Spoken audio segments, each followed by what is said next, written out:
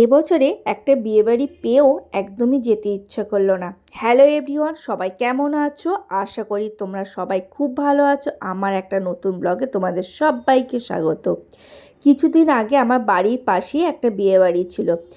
এত hectic schedule ছিল, একদমই ভালো লাগছিল না। বাট কি করব, এইদিকে তো বাবার মাকেও যেতে পারবো না, তাই দু বোনেই গেলাম। বিয়ে বাড়িতে এন্ট্রি নেওয়ার পর সোজা চলে গেলাম গিফট দেওয়ার জন্য স্টেজে। সায়ন্তী আর ঋত্বিককে জানাই নিউ লাইফের জন্য অভিনন্দন, ওরা খুব ভালো থাকুক।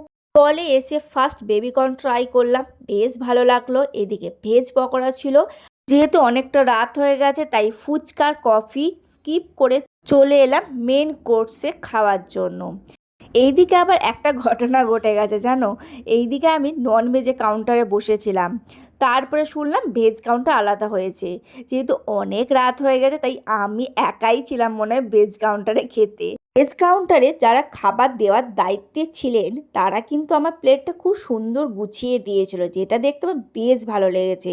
আর প্রত্যেকটা খাবার খুব সুন্দর ছিল। আর লাস্ট পাতে তো আইসক্রিম। দাঁড়াও দাঁড়াও, এখনো ভিডিও শেষ হয়নি, মকটেলটা তো ট্রাই করতে হবে নাকি। বাই। বল। Tata. Bye bye, good night.